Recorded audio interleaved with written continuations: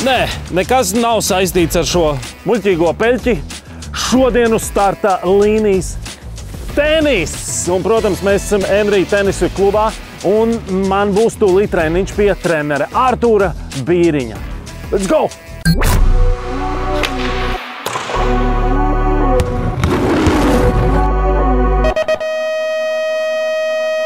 Sveiks, Artūr! Sveiks, Kristap! Čau! Prieks tev redzēt mūsu ziemas treniņu vietā. Jā, paldies! Šeit tev, lai varētu spēlēt, būs vajadzīgs apģērbs. Labi. Un varam doties trenēties. Ejam, super, ejam! Nu, te es jau redzu, te ir raketes, lielākas, mazākas. Ar ko viņas atšķirās? Jā, tātad mazākās raketītes ir domāts bērniem. Un šī jau ir pieaugušo raketi, sauktais 27. izmērs, tās ir 27 colas. Un tad pieaugušo raketes atšķirās pēc svara. Un nedaudz arī pēc roktura izmēra, pēc stīgu skaita, bet būtiskākais īpaši amatieru tenisā būs raketes svars. Sievietes sāk ar vieglākām raketēm, kas ir ap 260–270 grami, vīriešos sāk jau ap 280. Un tad, kad tu jau esi nonācis tādā sacensību līmenī, tad lielākā daļa čaļi spēlē ar 300 gramīgām raketēm, bet profesionāļiem tiek individuāli pielāgotas raketes, kas iet vēl lielākos svaros. Rakete tā kā būtu, nu tā ir pati svarīgākais noteikti inventārs tenisā. Vēl ir vajadzīgs, protams, bumbiņa. Nākot uz treniņu pie trenera, visiem treneriem būtībā bumbiņas jau būs nodrošinājumā. Tā kā pa bumbiņām jādomā nebūs. Bumbas arī atšķirās pēc svara. Bērniem ir mīkstāks un vieglāks bumbas. Viņas arī lēnāk atletas, lai bērni var ātrāk apgūt tenisu. Un sākot no 10 gadiem, spēlē jau ar pieaugušo bumbām tenisu. Es redzu, tu esi pilnā formā. Es vēl drīz pārģērbšos, jā, bet kas būtu vajadzīgs? Sāksim ar raketi. Cik vidējā cena raketi? Tātad raketēm cenas ir ļoti dažādas, mazliet atšķiroties no firmas, bet vairāk atšķiroties, vai tā ir profesionālā raketa, vai tā ir tomēr vēl amatieru raketa. Tās cenas ir starp 150 līdz 200 eiro amatieru raketēm, un profesionālās raketes būs mazliet pāri 200 eiro. Bet ja tādu vienu raketi es nopērku, cik gadus es ar viņu varētu spēlēt? Būtībā, ja tu neesi agresīvā personība, kas raketi sit pa sevi, kas starp citu nav atļauts, tāda raketa var kalpot vairāk arī kā 10 gadus. Ja? Kas ir būtiski? Būtiski mainīt raketes stīgas, jo stīgas nolietojās, stīgas sāk nolietoties ne tikai spēlējot, bet jau no ievilkšanas brīža, līdz ar ko stīgas sāk zaudēt spriegumu, un ja viņas paliek mīkstākas, ir grūtāk bumbu uzgriezt un grūtāk kontrolēt savus sitienus.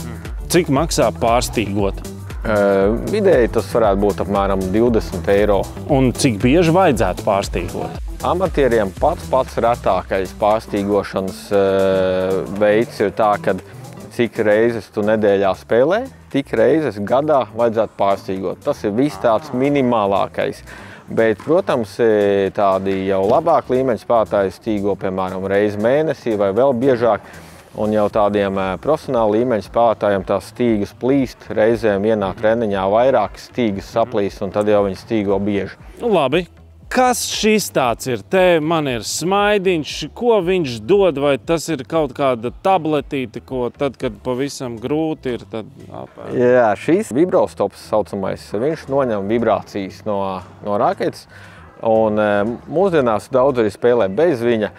Viņš pamaina arī sitienu skaņu. Daudziem patīk labāk tā skaņa, kas ir ar viņu, bet ir spēlētāji, kas spēlē bez. Bet ar viņu, izdarot kādus nepareizākus sitienus, ir lielāks risks, kad sāk sāpēt alkonis. Spēlējot pareizi, vai gan ar, gan bez.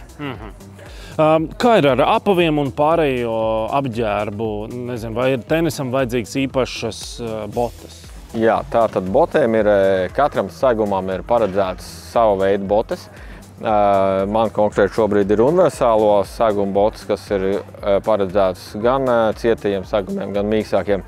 Amatieru līmenī var iztikt ar vienām botēm, bet tomēr rekomendētu dažādas botes katram segumam, jo viņas ir speciāli paredzētas konkrētām lietām. Piemēram, uz āra segumiem, uz tenisīta, kas ir slidens, kur var pieslīdēt pie sitieniem. Tur vajadzētu speciāls bots, kas tam ir arī domāts, jo vienkārši šīs varētu slīdēt pārāk daudz arī. Un vidējā cena botām? Cena būs arī ap labām botēm noteikti virs 100 eiro, kāda 150 droši vien. Un visbeidzot, neparasta soma, kur visu to saliek iekšā. Viņi ir, protams, viņi vairāk atgādina, var jau nojaust, ka tur salien ļoti daudz tenisa raketes, pareizi? Jā, tas ir tieši agresīvajiem tiem, kuri... Kā reiz varbūt tiem, kam bieži jāmaina stīgas. Labāk, lielāka soma nekā mazāk, jo tomēr, lai pēc treniņa varētu arī aiziet nomazgāties un lai visu var salikt ērti, tad lielākā somā tas būs vieglāk izdarāms nekā mazākā. Un tenisa treniņš var sākties! Raketi var izvēlēties no šīm trijām, droši vien baltā, dzeltenā, zilā, kur labāk patīk. Ļoti labi izvēle, kā Karls Alkaras. Mēs paliekam šeit. Amanda Loreta. Gaida Kails, viens otram pretī, sāksim no gaisiņa. Jā, mums ir viena bumbiņa 30 sitieni jānotur gaisā. Un Kristaps, tu stājies man pretī, tepatās koridorītī. Jā, dubultspēļu laukumu mēs saucam pa koridoru. Un mēs sākam arī no gaisiņa. Jā, ir labi ar kreisajiem, tikai ar kreisajiem tas pats. Labi, tev, Kristap, ar abiem pagaidām, kamēr tikai ar labajiem? Tev ar abiem, gan labais, gan kreisais. Un centies bumbas mazliet nogriezt, tieši tā. Un uzcelīt, jā, pienāc pie tīkliņa. Tā mums ir tā, kad mēs cenšamies to locītavu turēt stingri, satver viņu, nekustin šeit, bet velkam kātu uz celi. Mēs turpinām labais, kreisais. Mēģinām, jā. Un uz celīti. Ļoti labi, aiziet. Labi. Tā kreisie, jā. Kreisie sitieniņi, ļoti labi. Ja tas ir izdarīts, tālāk Kails ar Amandu un Kristaps paliek pie tīkla. Mēs pārējie ejam uz galu līniju. Un mums ir 15 garajā ar vienu bumbiņu, jā. Tāda garais laukums ir šīs. Tev jācenšas spēlēt pēc iespējas garāk no gaisa. Un aiziet. Vai man mērķis ir trāpīt laukumā? Šeit, jā. Šeit. Labi. Šis ir interesants. Šo es biju pilnībā aizmirsts. Ideāli. Būs kaut kas jauns arī. Ok, mēs mainamies. Jūs ejat uz aizmugurīti, jā. Un mēs būsim pie tīklā. Tagad tev jau ir sitieni no atleciena. Jā. Šos sitienus centies pabeigt uz plecā.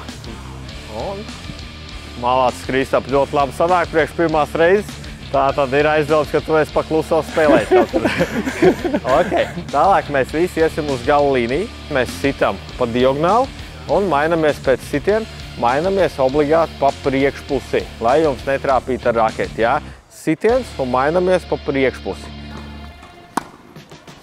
Kur man jāskiem?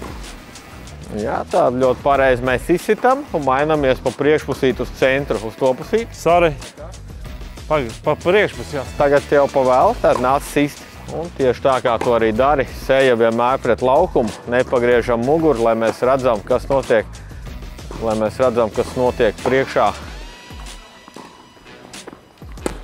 Pieda. Tālāk mēs nākam pie tīkla. Kas bija jādara? Kristaps nezināja. Kristap, mums ir noteikumi. Ja es saku, nākam pie tīkla, jums ir jābūt ātrāk nekā trenerim. Ja jūs neesat ātrāk, nākamreiz būs sodiņš. Lai mēs labāk iesildītos, mēs izspēlēsim pirmo spēles punktiņiem. To angliski sauc stopi vai Amerikā dingli, bet mēs viņu saucam pa kļūdaino bumbu. Tad mēs spēlēsim ar divām bumbām pa diagonālēm. Tad, kad paliek viena bumba, ar to vienu bumbu mēs spēlējam pa visu laukumu, 2 pret 2. Ja? Bet, lai dabūtu punktu, jāvinē ir abas bumbas. Tev ir jāvinē gan savu bumbu pa diagonāli, gan arī otrā bumba pa visu laukumu. Es tev mazliet palīdzēšu ar noteikumiem. Spēlējam līdz 5. Tūlīt būs.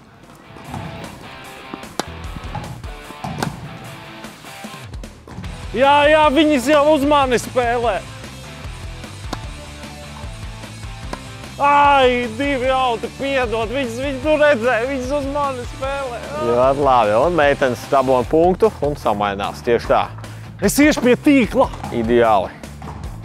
Labi.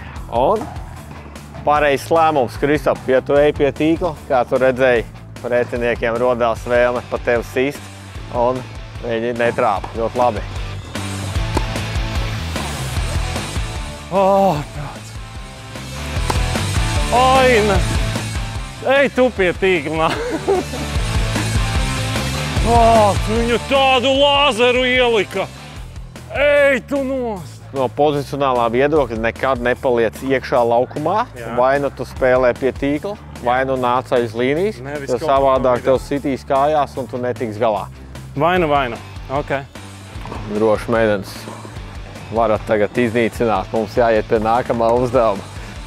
Jā! 4-4. Un mums ir izšķirošā bumba. Un 5. Ļoti labi. 5-4. Tagad mums ir 40 sekundītes. Katram jāatnes 15 bumbas uz groziņu. Aiziet.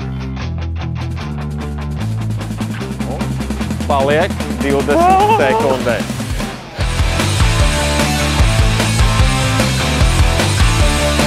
10, 9, 8, 7, 6. Ļoti labi. Tālāk mums ir apmācību daļa. Apmācību daļā mēs šodien trenējam uzbrukošo sitienu. Mēs ņemam bumbiņas augstākajā punktā, neļaujam viņām pēc atleciena sākt krist uz leju. Un mēs spēlēsim sākumā pa zaļajiem konusiem. Aiziet. Viens. Labi, nekas. Tikai labais. Tikai labais, jā. Jā, tikai labais. Aiziet. Labi. Kur tik tīzli? Man ir sitiens jāpabeidz augšā. Visu laiku ir te kaut kāds tāds mih. Sist uz augšu un uz augšu. Es to nedaru, tāpēc nesanāk. Super. Labi. Un 4. Labi, maiņā. Paldies. Jāpakas mugurē. 3. Pa zaļajiem mēģini, pa zaļajiem. Un labi, ok. Tālāk mums ir otrs uzdevums. Mēs saliksim kopā aizsardzības sitienu ar uzbrukošo. Mēs sitīsim tikai pa zaļajiem konusiem. Mums būs garš labais ar atvērto stāju un kreisais uzbrukošais, jā, pa līniju. Kas ir atvērtā stāja? Mēs varam pie bumbas pieiet, izliekot labo kāju un sist. Vai arī mēs varam stāties ar sāniņu. Un tad tā būs aizvērtā stāja. Labi, atvērtā stāja izdevās.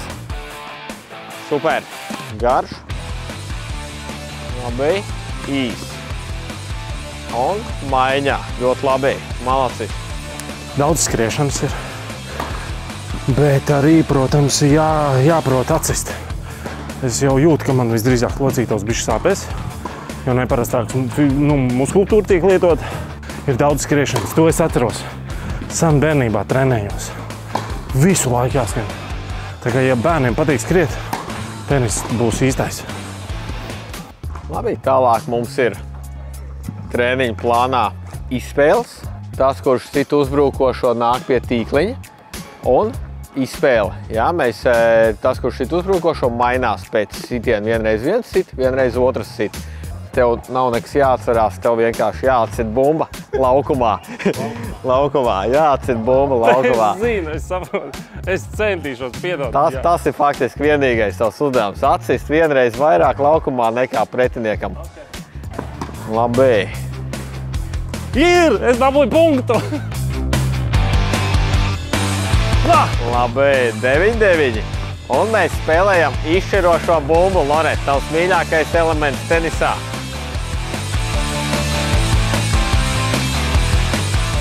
Un out. Ļoti labi. Ļoti labi. Mums ir uzvara šeit. Tā, tad mēs ļausim Kristap tev iespēju pamēģināt savu uzbrukošo sitienu. Dosies tajā pusē. Un tu spēlēsi komandā ar Kārli. Tava iespēja, Kristap, nofinišēt uzdevumu. 9-6. Iedo pasies, kā viņš māk no gaisa. Labi, 10-6. Un? Mēs vinējām. Tad būs vēl. Tad lielais fināls. Šie divi jaunieši mums ir viena no Latvijas labākajiem spēlētājiem, tāpēc viņi nāk pie lielākas grupas. Es saprotu. Nopietni konkurenci šodien. Oh my gosh. Labi, 3.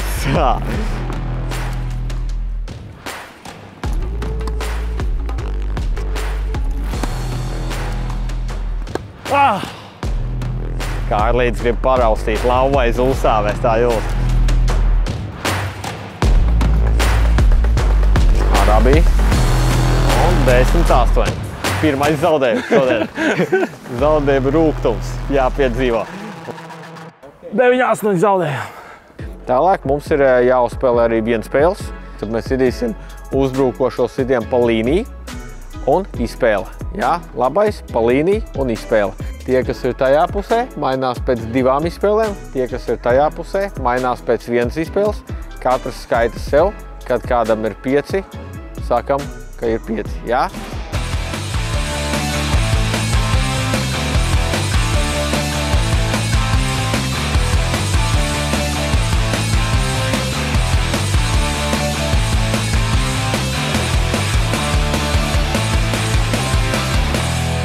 Un autiņš. Tagad būs servis.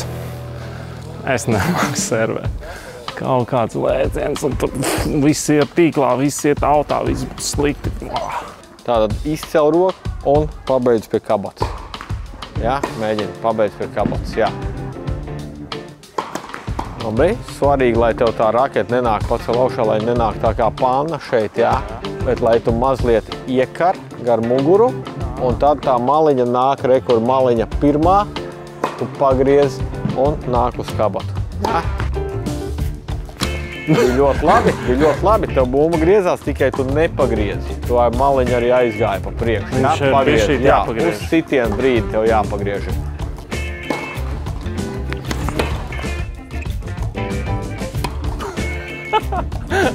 Tu šito nofilmē?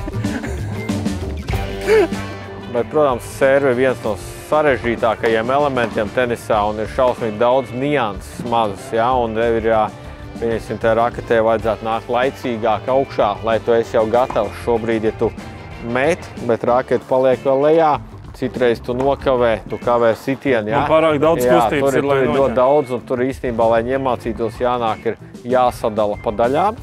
Jā, to priekšpēdējo servi jau tik labi, kā tādu varētu arī konkurēt kādā amatieru turnīrā, bet pietrūkst, lai visi būtu tāds. Jo viena bija laba, pārējās ārā no laukuma. Savādāk būtu tā, ka pirmais ir tīklā un otro būtu jāspēlē no apakšas. Tā bieži ir redzēts blakus kortos, kad spēcīgi vīri servē pirmo, netrāpa, un tad otrā ļoti vāji. Lai nebūtu kļūda. Bet varbūt labāk ir to pirmo mazliet reducēt un sist ar 70% toties iekšā. Tad neatdot to iespēju pretiniekam. Tad, kad es bērnībā trenējos, šķiet kaut kādu pusotru gadu, es ļoti labi atceros, ka tenisā daudz skraidījām visu laiku uz priekšu, uz atpakaļ. Mums ir tā, ka tie tenisa laukumi pietiekoši dārgi ir, un mēs cenšamies tenisa laikā koncentrēties tieši uz tenisu. Bet mums ir arī, kā redzams, man uz rociņas mums ir sava fiziskās sagatavotības studija, kurā mēs būtībā visi šie bērni un jaunieši nāk atsevišķi uz fizisko. Tur ir viss šī skriešana un viss pārējais. Tenisā mēs skriešanu iekļaujam treniņos vairāk tieši vasaras sezonā, kad brīvāk tur ārā var skriet apkārt laukumiem un tam līdzīgi. Un tad mēs ziemas sezonā vairāk fiziskajā darām fizisko, tenisā darām tieši tenisu. Par treniņu izmaksām.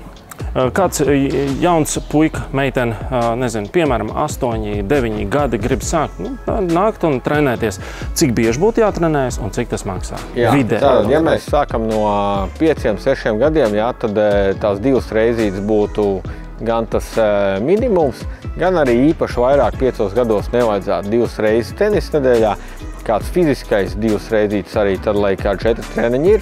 Un tad pārējais viss ir atkarīgs no jūsu mērķiem. Ja jūs gribat tādā startautiskā sacensību tenisā, tad, protams, būs krietni vairāk. Ja jūs gribat tīri iemācīties, uzspēlēt Latvijā sacensībās, tas būs tāpat 3-4 reizītes nedēļā. Un izmaksas ir tieši no tā arī atkarīgas. Būtībā sākot no kādiem 140 eiro mēnesī, vai nākt trenēties, un tad tās pārējās maksas jau ir atkarīgas no jūsu mērķiem. Tās cenas ir dažādi. Ārā parasti mazliet lētāk, tāpēc, kad ir arī korts lētāk, zālē ir šādas tās cenas lielā mērā dēļ korta cenas arī, jā.